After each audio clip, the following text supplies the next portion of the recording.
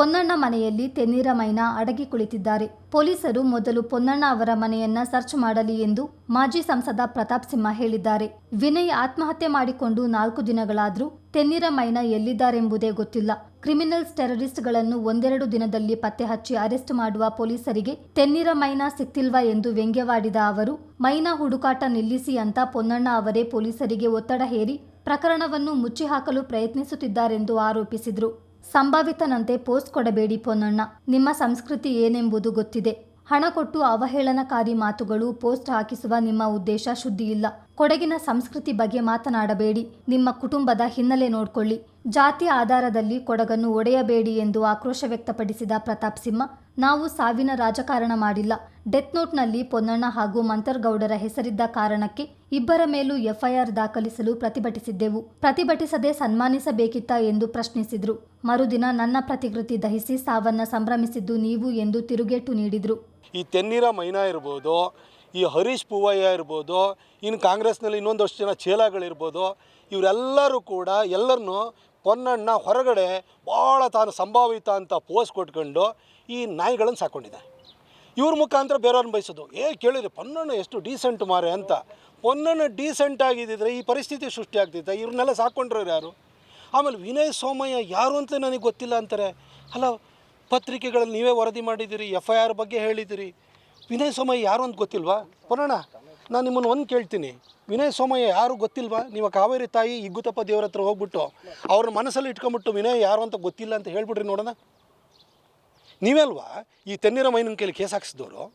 ಅಲ್ಲ, ಯಾರು ಕುಶಾಲನಗರದಲ್ಲಿ ಒಂದು ಕೇಸು, ಯಾರೋ ಎಲ್ಲ ರೆಸಾರ್ಟಲ್ಲಿ ಕೆಲಸ ಮಾಡ್ತಿದ್ದಂಥ ಅನಾಮಧೇಯ ವ್ಯಕ್ತಿ ಬಂದುಬಿಟ್ಟು ಅಲ್ಲೊಂದು ಕೇಸ್ ಹಾಕ್ತಾನೆ, ಈ ಒಂದು ವಾಟ್ಸಪ್ಪಲ್ಲಿ ಬಂದಿರೋಂಥ ವಿಚಾರದ ಬಗ್ಗೆ. ಇನ್ನೊಂದು ಕೇಸು ಇಲ್ಲಿ ಮಡಿಕೇರಿನಲ್ಲಿ ಕೇಸ್ ಫೈಲ್ ಆಗುತ್ತೆ. ಇದನ್ನು ತೆನ್ನೀರ ಮೈನಾ ಬಂದು ಮಾಡ್ತಾನೆ. ಯಾರು ಮಾಡ್ತಾರೆ? ಇದ್ರ ಹಿಂದೆ ಪೊನ್ನಣ್ಣ ಇಲ್ದೆಲ್ಲ ಮಾಡಲಿಕ್ಕಾಗುತ್ತಾ? ಆಮೇಲೆ ಪೊನ್ನಣ್ಣ ಭಾಳ ಓತಪ್ರೋತವಾಗಿ ಭಾಳ ಪೊನ್ನಣ್ಣ ಮಾತಾಡ್ತಿದ್ರಿ. ಮೊನ್ನೆ ನಿಮ್ಮ ಪ್ರತಿಕೃತಿ ದಹನ ಮಾಡಿದ ಕೂಡಲೇ ಏನಿದು ಕೊಡಗಿನ ಸಂಸ್ಕೃತಿಗೆ ವಿರುದ್ಧವಾದದ್ದು ಅಂತಿದ್ದೀರಿ. ಪೊನ್ನಣ್ಣ ಮೊನ್ನೆ ಅಲ್ವ, ನೀವೇ ಅಲ್ವ ಕಾಸು ಕೊಟ್ಟು ಎಲ್ಲ ಕಡೆಯಿಂದ ವೆಹಿಕಲ್ ಕರೆಸಿ ಕಾಕಗಳನ್ನು ಕರೆಸಿಬಿಟ್ಟು ನನ್ನ ಎಫಿಜಿನ ಬರ್ನ್ ಮಾಡಿಸಿದವರು. ಅದು ಕೊಡಗಿನ ಸಂಸ್ಕೃತಿನ? ಪೊನ್ನಣ್ಣ, ನಾನು ಭಾಳ ಸಮಾಧಾನದಿಂದ ಹೇಳ್ತೀನಿ, ನಿಮ್ಮ ಸಂಸ್ಕೃತಿ ಏನು ಅಂತ ಗೊತ್ತು. ಪೊನ್ನಣ್ಣ, ಸಂಭಾವಿತ ಅಂತ ಪೋಸ್ಟ್ ಕೊಡೋಕೆ ಹೋಗಬೇಡಿ. ತೆನ್ನೀರ ಮೈನಾ ಇರ್ಬೋದು, ಹರೀಶ್ ಪೂವಯ್ಯ ಇರ್ಬೋದು, ಅಥವಾ ಮೈಸೂರಿನಲ್ಲಿ ಕಳಿಸ್ತಿರಲ್ಲ ಒಬ್ಬನ್ನ ಅವನಿರ್ಬೋದು, ಇವ್ರನ್ನೆಲ್ಲರನ್ನೂ ಸಾಕ್ಕೊಂಡ್ರಿ. ನೀ ಏನು ನೇರವಾಗಿ ಯಾರ ಬಗ್ಗೆನೂ ಮಾತಾಡೋಲ್ಲ, ಎದುರುಗಡೆ ಸಂಭಾವಿತ ಅಂತಾರೆ ಪೋಸ್ಟ್ ಕೊಡ್ತೀರಿ. ಆದರೆ ಇವ್ರನ್ನ ಬಿಟ್ಬಿಟ್ಟು ಬಿಟ್ಟುಬಿಟ್ಟು ಬಯಸ್ತೀರಿ. ಇದೇ ನೀವು ಮಾಡ್ತಿರೋದು. ಪ್ರತಿಯೊಬ್ಬರ ಬಗ್ಗೆನೂ ಅವಹೇಳನಕಾರಿಯಾಗಿ ಮಾತಾಡಿಸೋಂಥದ್ದು, ಅವ್ರ ಬಗ್ಗೆ ಪೋಸ್ಟ್ಗಳು ಹಾಕ್ಸುವಂಥದ್ದು, ಇವೆಲ್ಲ ಮಾಡ್ತಾಯಿದ್ದೀರೋ. ಕನ್ನಡ ನಿಮ್ಮದು ಉದ್ದೇಶ ಶುದ್ಧಿ ಇಲ್ಲ ನೀವು. ಆಮೇಲೆ ಕೊಡಗಿನ ಸಂಸ್ಕೃತಿ ಅದ್ರ ಬಗ್ಗೆ ಎಲ್ಲ ಮಾತಾಡೋಕೆ ಹೋಗ್ಬೇಡಿ ಪೊನ್ನಣ್ಣ. ಯಾಕೆಂತಂದರೆ ನಿಮ್ಮ ಕುಟುಂಬದ ಹಿನ್ನೆಲೆ ಸ್ವಲ್ಪ ತೆಗೆದು ನೋಡಿ. ನಮ್ಮ ಕೊಡಗಿಗೆ ಕಾವೇರಿ ತಾಯಿಯನ್ನು ಎಲ್ಲರೂ ಭಕ್ತಿಯಿಂದ ಪೂಜೆ ಮಾಡ್ತಾರೆ. ಅದರಲ್ಲೂ ವಿಶೇಷವಾಗಿ ನಮ್ಮ ಕೊಡವ ಜನಾಂಗಕ್ಕೆ ಸೇರಿದಂಥವರು ಕಾವೇರಿ ಬಗ್ಗೆ ಬೇರೆ ಎಲ್ಲ ಸಮುದಾಯಗಳಿಗಿಂತಲೂ ಹೆಚ್ಚು ಅಪಾರವಾದಂಥ ಗೌರವವನ್ನು, ನಂಬಿಕೆಯನ್ನು, ಶ್ರದ್ಧೆಯನ್ನು ಇಟ್ಕೊಂಡಿದ್ದಾರೆ. ಯಾಕೆಂದರೆ ಅವ್ರ ಮನೆಯಲ್ಲಿ ಒಂದು ಮದುವೆ ಆಗಲಿ, ಮುಂಜಿ ಆಗಲಿ, ಏನೇ ಆಗಲಿ ಕಾವೇರಿ ತಾಯಿಗೆ ನಿಷ್ಠೆಯಿಂದ ನಡ್ಕೊಳ್ತಾರೆ, ಹೋಗಿ ಬರ್ತಾರೆ.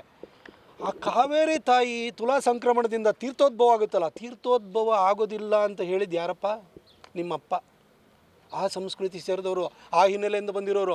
ಆಮೇಲೆ ನಮ್ಮ ಕೊಡಗಿನ ಜನ, ಅದರಲ್ಲೂ ವಿಶೇಷವಾಗಿ ಕೊಡವರು, ದೇಶ ಕಾಯಕ್ಕೆ ಜನರಲ್ ಕಾರ್ಯಪ್ಪನವರು, ಜನರಲ್ ತಿಮ್ಮಯ್ಯ ಅವರಿಂದ ಹಿಡಿದು 28-30ಕ್ಕಿಂತ ಹೆಚ್ಚು ಲೆಫ್ಟಿನೆಂಟ್ ಜನರಲ್ಗಳನ್ನು ಕೊಟ್ಟಿದೆ. ಇದು ಅಂಥ ಕೊಡವ ಸಮುದಾಯ. ಇದು ಬ್ಲಡ್ಡಲ್ಲೇ ಒಂದು ದೇಶ ಪ್ರೇಮ ಇದೆ.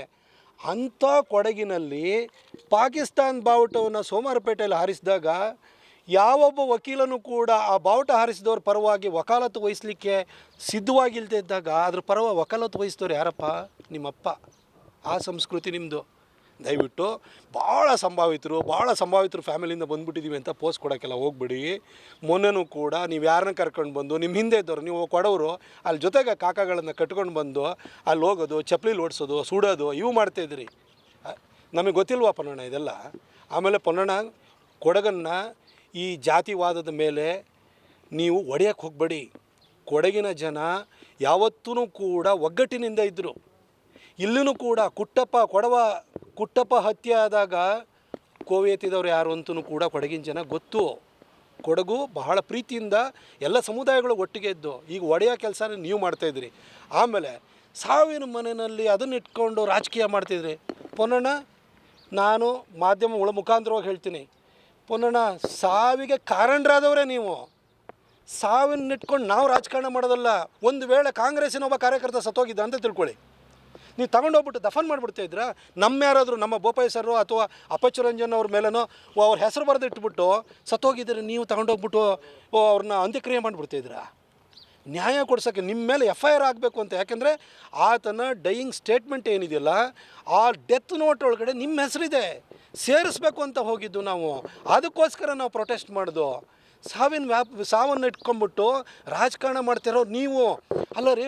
ನಾವೊವತ್ತು ನೀವು FIR ಸೇರಿಸ್ಬೇಕು, ನಿಮ್ಮ ಹೆಸರನ್ನ ಮಂತರ್ಗೌಡ ಹೆಸರು ಸೇರಿಸ್ಬೇಕು ಅಂತ ನಾವು ಪ್ರೊಟೆಸ್ಟ್ ಮಾಡಿದರೆ, ಮರುದಿನ ಇನ್ನೆಲ್ಲ ಪ್ರತಿಕೃತಿ ದಹನ ಮಾಡಿಕೊಂಡು ಸಾವನ್ನು ನೀವು ಸಂಭ್ರಮಿಸ್ತವ್ರು ಯಾರು ರೀ? ಪುನಃ ನೀವು ಇವತ್ತು ಅಗ್ರೆಸಿವ್ ಆಗಿ ಹೇಳ್ತಾ ಇಲ್ಲ, ಭಾಳ ಸಮಾಧಾನದಲ್ಲಿ ಹೇಳ್ತಿದ್ದೀನಿ. ಯಾಕಂದರೆ ಸಮಾವೇತಿನ ಥರ ಪೋಸ್ಟ್ ಕೊಡ್ತಿರಲ್ಲ, ಅದಕ್ಕೋಸ್ಕರ ಹೇಳ್ತಿದ್ದೀನಿ. ಸಾವನ್ನು ಸಂಭ್ರಮಿಸಿದವ್ರು ಯಾರು ರೀ? ಕೊಡಗಿಗೆ ನಾವು ಬರುವಂಥ ವಾತಾವರಣ ಇಲ್ಲ.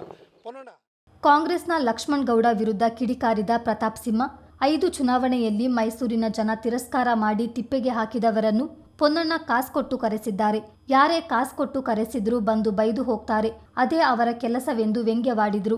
ವಿನಯ್ ಸೋಮಯ್ಯ ಯಾರೆಂದು ಗೊತ್ತಿಲ್ಲವೆನ್ನುವ ಪೊನ್ನಣ್ಣ, ತಾಯಿ ಕಾವೇರಿ ಮತ್ತು ಇಗ್ಗುತ್ತಪ್ಪ ಸನ್ನಿಧಿಯಲ್ಲಿ ನಿಂತು ಈ ಮಾತು ಹೇಳಲಿ ಎಂದು ಸವಾಲ್ ಹಾಕಿದ ಪ್ರತಾಪ್ ಸಿಂಹ, ಮೈನಾಗೆ ಹೇಳಿ ಕೇಸ್ ಹಾಕಿಸಿದ್ದೇ ನೀವಲ್ವಾ ಎಂದು ಪ್ರಶ್ನಿಸಿದರು.